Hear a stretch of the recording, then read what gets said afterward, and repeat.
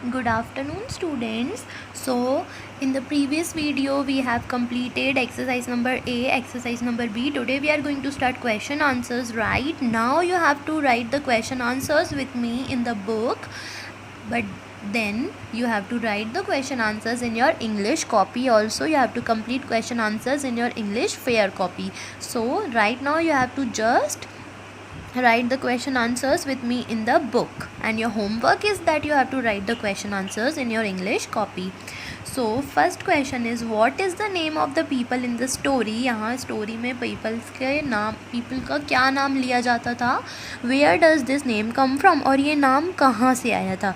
The name of the people in the story, जो people का नाम है स्टोरी में, इज़ वर्ली. उनका नाम था वर्ली, WARLI, वर्ली.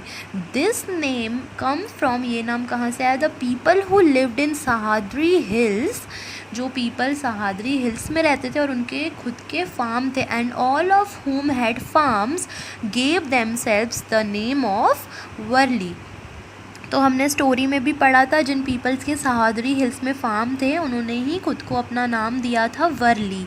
तो जिन जिन पीपल के फार्म थे उनको ही कहा जाता था Warli. So you have to write this answer like that in the book.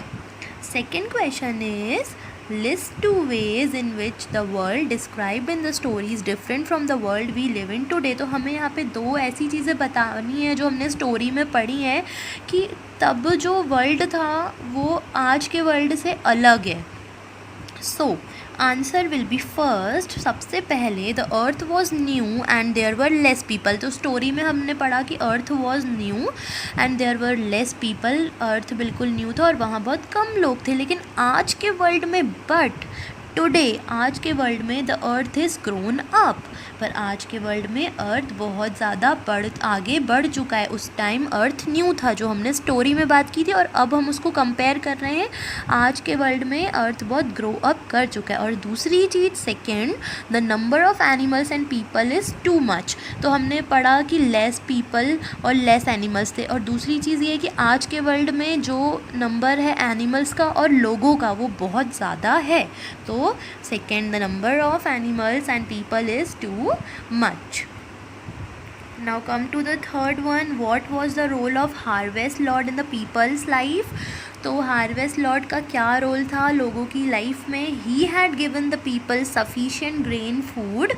Harvest lord ने क्या दिया था पीपल को? बहुत ज़्यादा खाना और ग्रेन्स दिए थे. एंड अदर थिंग्स, और बहुत सारी ऐसी चीज़ें उनको, पीपल को हेल्प करने के लिए, फॉर बेटर लाइफ, उनकी अच्छी लाइफ के लिए वो उनकी हेल्प करते थे. हमने स्टोरी में तो पढ़ा ही था वो क्या क्या चीज़ें करते थे.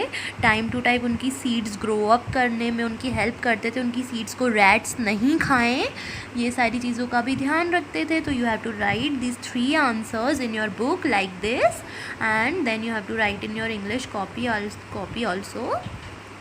Now we'll do the fourth question.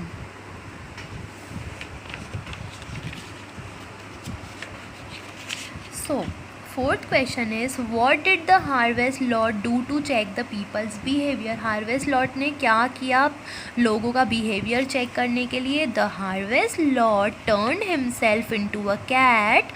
Harvest lord ने खुद को कैट में बदल दिया. And then into the dog, और उसके बाद अपने आप को डॉग में बदला. क्यों? To check people's behaviour.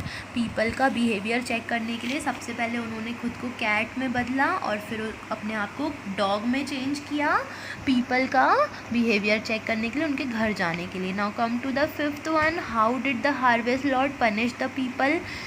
Harvest lord ने लोगों को सज़ा कैसे दी? The grains of the peoples, जो पीपल के ग्रेन्स थे, ग्रेनरीज मतलब ग्रेनरीज मतलब जहाँ ग्रेन स्टोर किए थे, ग्रू फीट, उनके पैर आ गए. एंड दे वॉकड अवे, और वो वहाँ से चले गए. एंड देन पीपल फाउंड, और फिर पीपल मतलब लोगों ने देखा that their grains had vanished, कि उनके ग्रेन्स तो पूरे चले जा चुके हैं, वो ख़त्म हो चुके हैं, वो यहाँ पे नहीं है.